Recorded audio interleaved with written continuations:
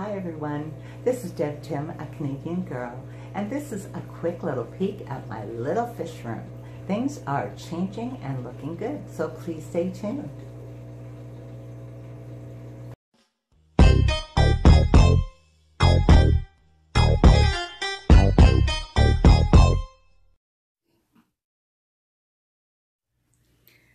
Welcome to my little fish room. I have some updates to share with you, some good news, and some not so good news. And I want to give Jason at Jadaran Aquatics a huge thank you for sending me a package of stickers. I went to Michael's and got a couple of canvas boards to hang them on, and this way I can move them to wherever I want to put them. I really appreciate it, Jason. Thank you so much. I can't wait to get the calendar I ordered as well. So on to my little fish room. Stay tuned. This is my 40-gallon Growout. This group of cichlids are quite a mix, with most being hybrids. It seems when you have a large Mbuna community, you end up with high numbers of hybrids. I'll be taking these to my local fish store soon. There are a couple in here that will be going back into my 150-gallon aquarium. These juveniles have become a community, complete with tank boss. He's the one that stays in the jug. There is one yellow lab in here that has a deformed face. Poor thing looks like his head got squished. Otherwise, this group is doing really well, healthy and active, and yes, they are ready to go. These are my Super Red Empress juveniles in this 20-gallon. I have found these guys are growing exceptionally fast. They have almost caught up to the 40-gallon juveniles in size, but they're quite a bit younger. I can see some blue coming in on their heads, so I'm confident they're going to be stunning fish. There are a few in here that are hybrids, Dolphin and Super Red Empress cross, but looking at them, it's still pretty hard to tell which ones they may be. I like them to be a little bigger, showing more color before I sell them, so the next step is to move them into my 40-gallon for another couple months and allow them the time they need to develop some color. I don't know if you've noticed, but there are two imposters in here. One is a yellow belly Albert and the other a Kenyai. They'll be going back to my 150. This is my first 10-gallon fry tank, and it is home to a mixed group of fry. There are two broods in this tank. I believe one of these broods was a Kenyai female holding in my large tank, but I don't know who she bred with, so I have to call them hybrids. And the other brood came from a holding female my neighbor brought over, so again, I don't know who she bred with. So I have to call this entire tank hybrids. The only thing I'm sure of is that they are Mbuna. I may be giving this group to my son. I think the kids would enjoy watching them grow out and be surprised at how quickly they grow. My sorority tank here is doing really well. I thinned out the plants when I did the water change, taking many of the plants down to my 55-gallon. While doing that, I found a dead guppy female. I looked for her high and low and couldn't find her. Well, no wonder. Now, as disappointing as that was, I also found a handful of baby guppies amongst the foliage.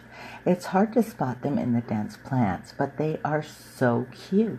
They're doing super, and since I know they are there, I have been catering to their needs, feeding them a nutritional powdered homemade food that I make for all my babies. Every time I see them, I can see that they're gaining in size. There's one little guy, but there are actually about 6 that I've counted. So they are funny because they don't stick together at all. Sometimes I'll see 2 together, but they just are not little schoolers. This next tank is my Betta breeding tank. I cleaned this tank out today in preparation for the next pair. I had a pair in here for the last couple days. The female dropped her eggs and the male made a beautiful bubble nest, but they just weren't able to figure out how to wrap.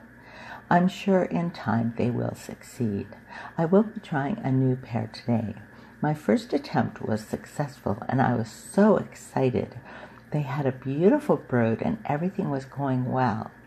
They were about 2 weeks old and I lost all of them due to a faulty heater.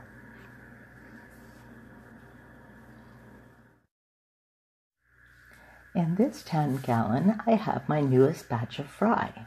One of my female super red zebras was holding in my 150-gallon aquarium. I had been watching her and she was holding quite a mouthful, and since I had a tank available, I decided to pull her out and let her spit on her own. It took about a week or so. After she spit, she was crazy hungry. Other females I have let spit have always been so protective of their babies. Anytime I would get close to the tank, they would quickly suck them up. But this mom didn't bother with the fry at all after spitting them. They are doing really well, so I removed her just in case her hunger got the better of her. I haven't counted the babies yet, but from the look of it, I'm guessing around 50. They are active, healthy, and very adorable.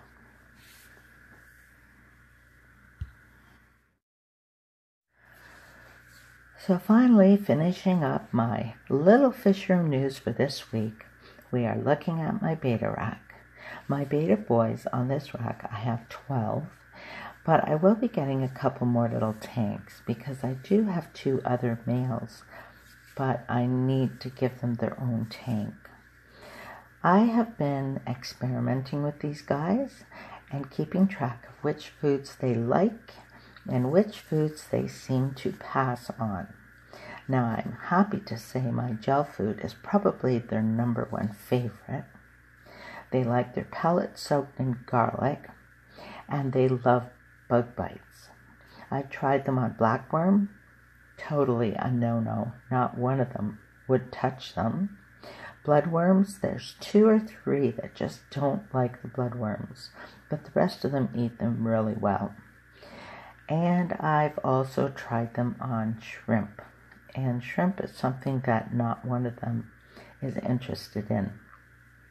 Now, all of those foods I also feed my females, and there's a completely different story there. They eat anything that I give them.